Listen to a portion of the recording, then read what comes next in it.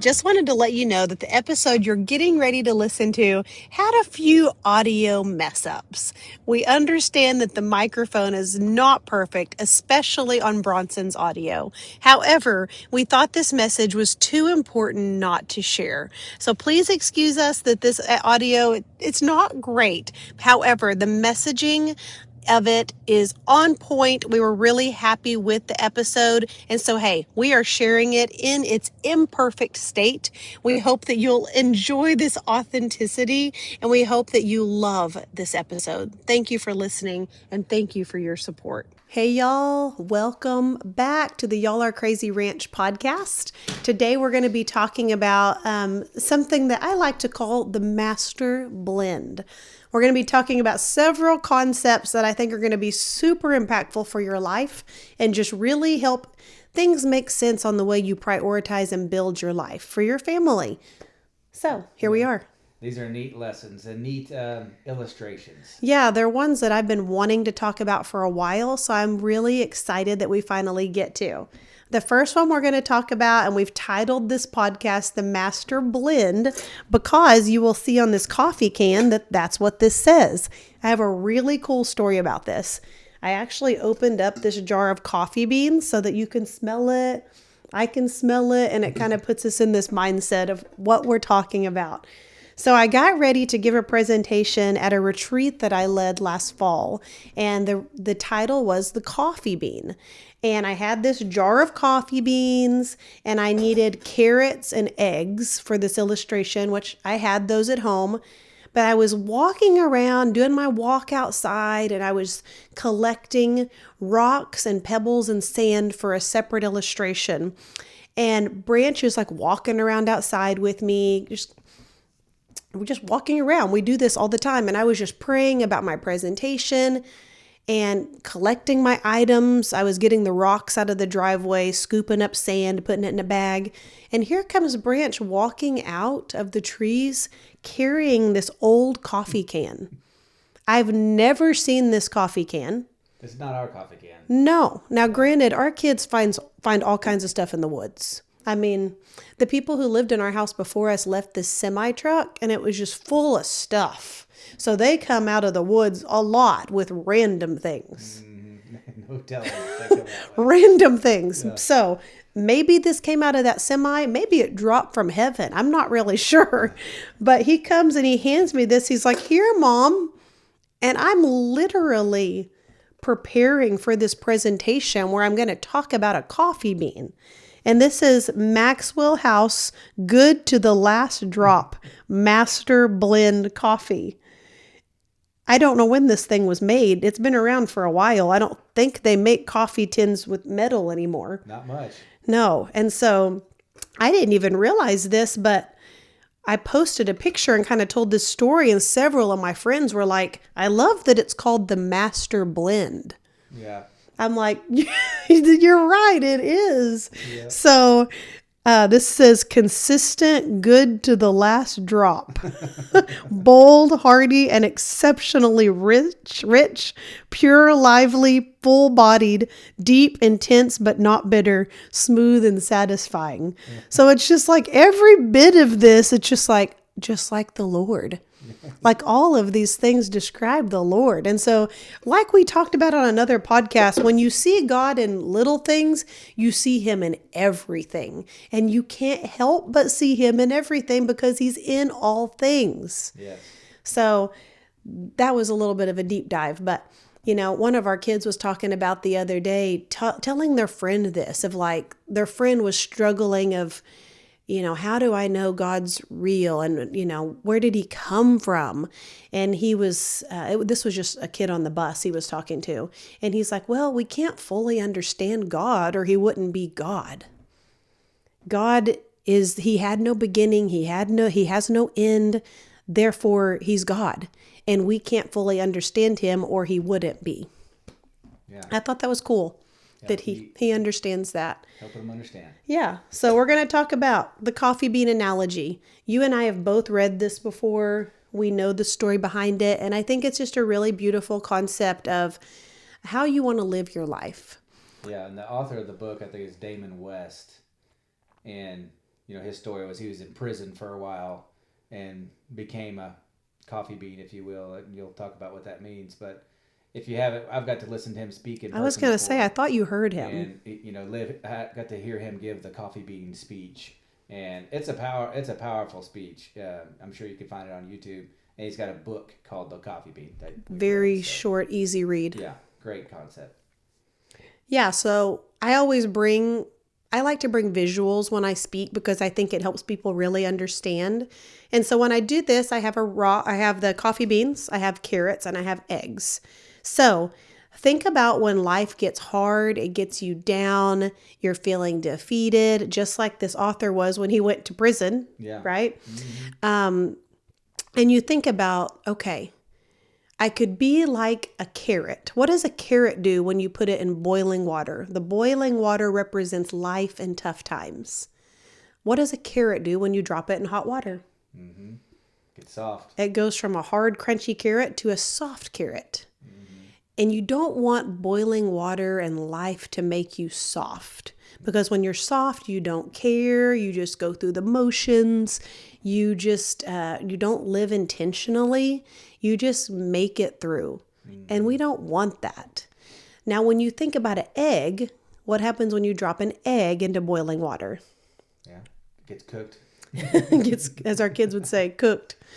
It gets hard. Yeah. Now, I love to eat hard-boiled eggs, but I certainly don't want my heart to get hard when life happens. And that is easy to do. When life gets hard, it's so easy to shut yourself off, to be like, I never want to trust people again. I don't want to put myself through that. I don't want to take the risk because I might get hurt. That's getting hard. Mm-hmm. And you don't want to do that because you're going to miss out on so many great things that God has ahead of you if you get hard. What we want to do is be like a coffee bean. What does a coffee bean do when it gets in hot water? It changes the water. Turns the water to coffee. When you think about coffee bean dropping in water, it makes the water fragrant. You want to be around it. It's smooth, bold, hearty, exceptionally rich. Like, that's what I want to be. And that's who I want to be around. So being a coffee bean means that you're going to not let the hot water change you. You're going to change the hot water. Right. And when you think about, like, this guy, the author, was in prison. Well, let's hope none of us ever have to experience that. Mm-hmm. But we do have to endure hard times, and we have to go through hot water, rough water, if you will. And it's so important to not become soft and not care, or become hard and put up your walls. But you can be the coffee bean. You can change the water. You can change your environment, your mindset, and those around you. Yeah, that's good, because when he was in prison, he talked about, and being a coffee bean in prison and even in life is like, you're changing your environment for the good. Yes. And not letting the environment or your situation in life at the moment change you. You know what I mean? So he's like, in prison, I could have been mad, bitter, fought people all the time, caused problems, created, maybe committed more crimes in prison, whatever. But instead, he chose to be like a coffee bean and be a positive, take a positive approach to life and be a positive impact on his environment and the people around him, and make people want to be around him and see him as different. And he's trying to change, and when he started living that way, he eventually got on parole and got let out of prison. And now he goes all over the country speaking and talking about being a coffee bean. And being a coffee bean. It's pretty neat. So we have recently become introduced to a pastor. I don't know if you call him a pastor. Kent Hovind. What would he be? A creationist, I think is the correct term. And he was put in prison. And, he could have let himself get hard-hearted. Yes. And he's an incredibly smart man who teaches on creationism and how God created the world. And he got put in prison for like 8 years. Mm-hmm. And it was for a tax thing.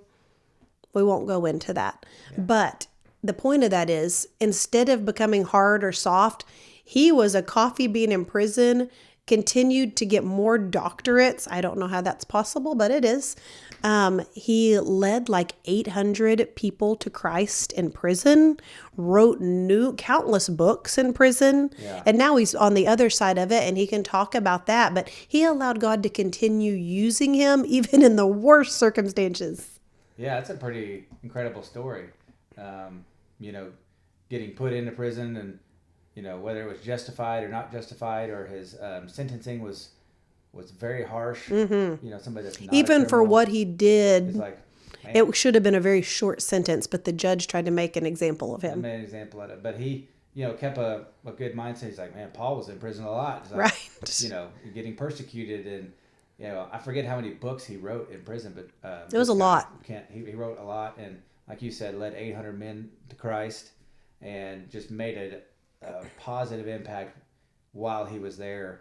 And I mean, some of us would like to think that's what we would do, but that's hard to do. It is hard to do. That would be hard to do. And when you think about Paul being in prison, and I just was listening to a podcast this week about this too, Paul, before he was drastically saved, he was a persecutor of Christians. Yeah. And he literally, that was his goal, was to kill Christians. And then he was radically changed on the road to Damascus when God blinded him.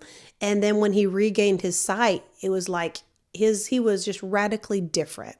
And Joyce Meyer likes to say, once you experience Jesus, you can't shut up about it. Well, that was him. And he ended up writing the majority of the New Testament. So from someone who was such a bad man to go from writing most of the New Testament, that is only the Lord drastically and radically changing and saving him. So Yeah. I love that she said that, because that's how she teaches, is just like once you experience Jesus, you don't want to be quiet about it. You want to live differently. Yeah, it's neat. That's definitely a coffee bean style of life, what Paul had, or what he did. Absolutely. Yeah. So I love this story. I think it's just such a great illustration, and it's very easy to practically apply to your life of how can I be the coffee bean today? How can I change my environment for the better and be a great example to others of living differently? Yeah, I would encourage you to read the book or go listen to Damon's speech and hear his story. It's pretty powerful. Beautiful. The next thing we're going to talk about is one of my favorite concepts to teach on: rocks, pebbles, and sand. It's a good one, and I'll expand on that later after you It's kind of heavy. teach it. So I was talking to you guys about picking up this stuff from our driveway, and when Branch found that coffee can. So this all came from our driveway. So I taught this, and the women I taught it to at retreat last fall were just like, wow, we've never heard this before. And it was life-changing for them. We first heard this from a pastor at a church we attended many years ago, and he did a demonstration from stage, and it's super powerful. So I'm not going to do the demonstration because it's actually quite messy. Yeah. I did it outside at retreat and on the porch for that reason, but I brought the jar to show you. So there's sand on the bottom, and then I did pink beads for the pebbles just so they show up a little bit more. And then I have the large rocks on the top. So that's the way that is. Now, we're going to start from the beginning of this. When you think about your life and how you want to build it, you want to put your rocks on the bottom. The rocks are the big things in your life, and they are the things that matter the most. Your relationship with the Lord, your relationship with your family, being that of your husband and your children, your immediate family, and the non-negotiables in your life. Those have to be your rocks. The things that are pebbles would be things that matter. They're smaller than rocks, but they're not as fine as sand. So the pebbles are going to be things like your job, your friendships, perhaps your kids' sports, things that you enjoy doing, like hobbies. They're super important to you. However, they're not non-negotiables. Your sand is going to be things that life throws at you. And they can't necessarily be avoided. Let's say things like taxes. I wish I could avoid taxes, but unfortunately, I'm a United States citizen and I can't. Do they make me cry every year? Usually. But they're going to happen. Things like grocery shopping. Well, you got to eat. Your family has to eat. Bills, things that are going to happen. You can't avoid them necessarily. However, if you don't have your rocks firmly in place and you just wake up every day like, what's going to happen today? It's going to be like this. Wild, wild west. It's jumbled. It's falling through the cracks. It's a mess. You got rocks everywhere, sand everywhere, pebbles everywhere. It's a wild mess because the rocks were not firmly in place. So if I was doing this demonstration for you, I would have an empty jar. I would put the rocks in the bottom. I would pour the pebbles on top. And you would notice that some pebbles do leak through. However, they pretty much set in a new layer on top of the rocks. They do leak through because it's life. Life's going to happen and life's not perfect.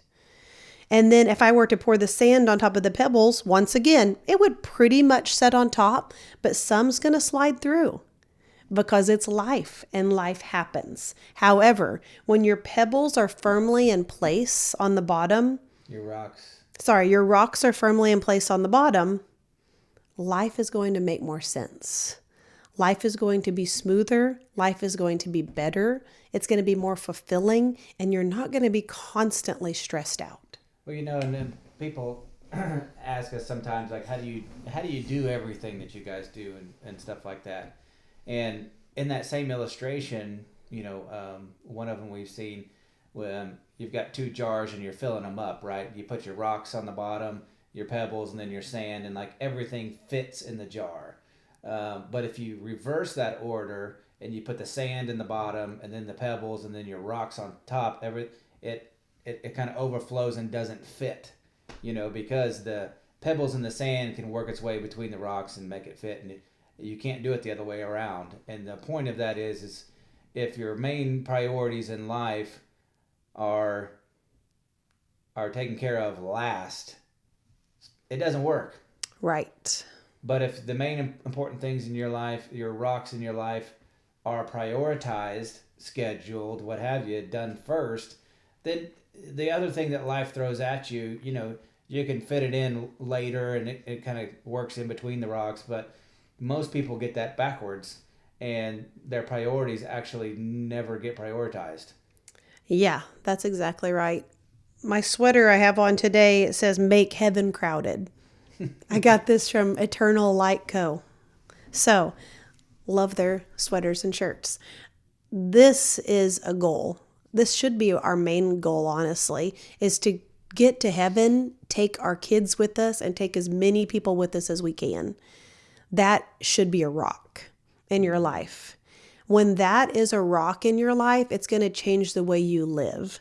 Because if your goal is to get to heaven, get your family to heaven, and take as many people as you can with you, it's going to make other things not seem so important. Yeah. It's going to help you set your priorities in line of, we need to be in church every Sunday. I need to start my day or end my day reading my Bible. I need to prioritize my faith and maybe listen to godly and biblical podcasts each day instead of trashy ones or murder mystery ones and things that just consume your mind, but you don't really learn anything. And I need to read more, and I need to do things that are worthwhile. It's going to change your mindset. Well, yeah, and I think if you're a Christian, it changes your whole worldview. You see things different. You prioritize things different. And not everybody is a Christian, and so they might have a hard time understanding. But like you said, as parents, our number one calling in life, number one is for us to get to heaven, right? But number two is to get our kids there. And if you truly think about that and you're convicted and understand that, then you're going to make your daily life choices centered around that goal. You know what I mean? Exactly. And that means sometimes saying no to certain sports teams or certain sporting events or certain whatever's going to pull you away from that goal in life. You see what I'm saying? And a lot of times we don't put that as a priority, and it's a rock, but it gets put in last, and therefore it doesn't get prioritized. And then all of a sudden your kids grow up and leave the house, and it's like, uh-oh, I didn't raise them in the way that they should go. I didn't prioritize their faith and their spiritual growth and building them on a firm foundation, and now you're hoping that they do well as an adult. And that's just not a good strategy. Yes, I am currently reading and doing a deep dive instructor course on a book called Mama Bear Apologetics. And it's really teaching you how to equip your kids to challenge culture's lies and replace them with God's truth. And being able to detect what culture's throwing at you and deflect a lot of it and replace it with what you know to be true. So I am hopeful that I can teach this to our kids as well as to other moms and women who want to do the same thing. Mm-hmm. And you can, just thinking about this illustration with the rocks and the pebbles and the sand, it applies to every area of your life. If it's your job, right, and you've got certain things that you do at work that are more important than others, and if you need to have a certain number of appointments or go see a certain number of people and stuff like that, but you're sitting there just checking your email all day, it's like you're letting the sand, be a priority instead of the rocks. Mm-hmm. If you need to get another certification or get more education or get a license so you can get a promotion, but you're sitting there watching your email all the time, or just gossiping at work, or not getting things done, or taking breaks all the time, or you're letting life kind of control and throw you around instead of prioritizing the rocks that need to be prioritized in whatever it is you're doing. Yeah, a good analogy of this is like sometimes you dread the hardest thing you have to do that day, but if you'll just do that first, I think it's called eat the frog. Is that right? Yeah. Just do the hardest thing first that you don't really want to do and get it out of the way first for the day. Your mind's the sharpest, and once you get that done, you're going to be able to focus on other things better because that's out of the way. Yeah, there's a book called Eat the Frog by Brian, I think it's Brian Tracy that wrote that one. He's a great author, by the way. I've read several of his books, but I would encourage you to read that one. It's a good one. But people don't want to do the hardest thing in their day first. Well, and you guys have heard us mention several books. Coffee Bean, Eat the Frog, Mama Bear Apologetics. We've mentioned several. And gosh, we just talk about so much the importance of reading. I had a friend this morning ask me, how do you have time to read? She's like, you do all these things and have all these kids. How do you read? But it's a priority to me. And I told her, I said, for me, I think when you read, it expands your vocabulary, it expands your capacity to learn, it expands the way you retain information. It's just good all around. So once you realize that reading is important and make it a priority, you have to be intentional, especially at first, then it just becomes a normal and you're going to want to read. Yeah, reading is so important. If you think about just an author writing a book, and if it's on a certain topic that you want to learn more about or whatever, I'm not talking about fiction, right? That's a different thing. But it's like you're picking up a book and you're able to read a lot of times somebody's life experiences. It might be their whole life's work. It might be something they learned over a 5 to 10 year period. But you can pick it up for $10 to $20 and read it in a couple of days and gain 5-10 years worth of valuable knowledge in a short period of time. You can learn from their mistakes. You can learn what they're advising you to do. And it's like, man, that is so powerful when you think about it. Yeah, my first book that I wrote was called Raising a Business and Babies. And my mindset was probably a little different then because I was younger. I had 4 children, but I was in the thick of it at that time. So maybe what I write now would be different than what I wrote then, but I wrote it in the thick of it. And so when moms ask me, how do you do both? I can point them to that book. because I wrote it while I was going through it. And so much of that can apply to their life when they are trying to raise a family, run a business. I can point them to that and be like, I wrote this for women like you who are trying to do what I've done. So yeah, I took my life experience and shared it with others. Yeah, and somebody in that season of life could pick up that book and learn a lot of valuable lessons because you were building a very successful real estate business and having a baby every couple of years, basically, all at the same time. Yeah, and it can be done, but gosh, you do have to be intentional about it. Yeah, and then the book I wrote was about insurance, like Insurance 101. Because people ask me, do I need this? Do I need that? They don't really teach insurance in school, but it's something that everybody has to have like their whole life, whether it's car insurance, home insurance, health insurance, life insurance. And so I wrote a book that, a high school student could pick up and read it. It ain't 70 to 90 pages. I don't remember. It's not very, very long, and it gives you a high level overview of just different types and what you need and don't need and how it works.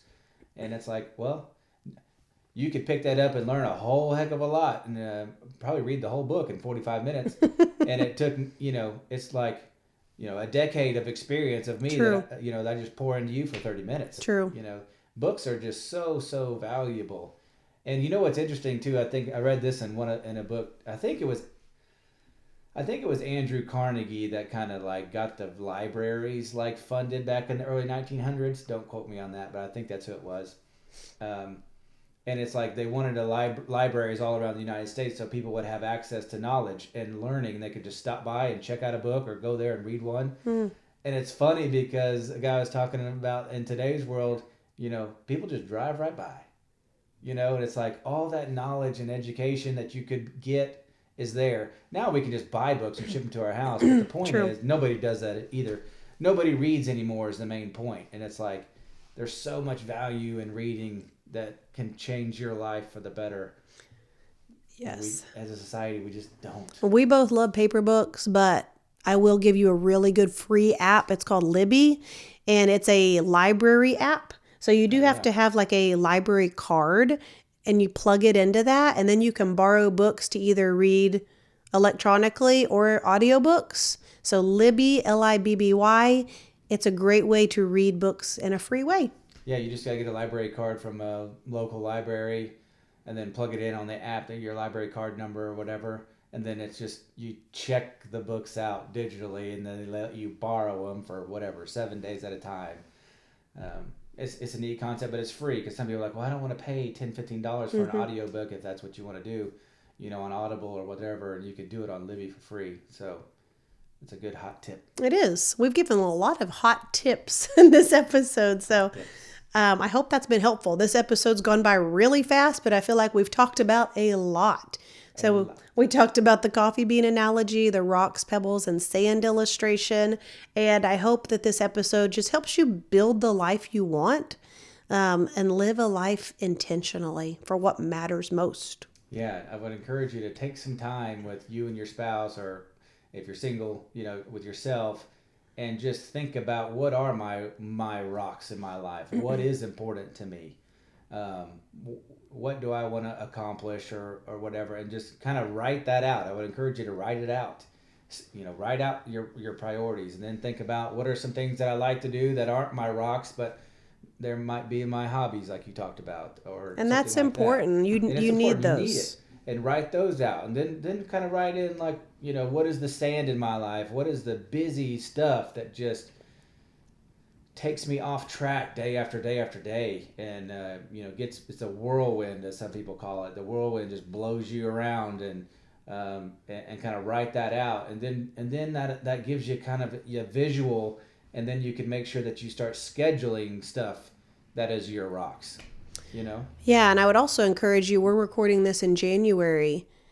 Think about what you want to do this year and go ahead and put them on your calendar. Go ahead and sign up for them.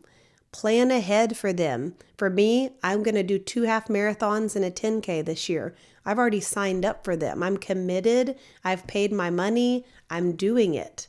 For my office, we have January through April. It's already planned out.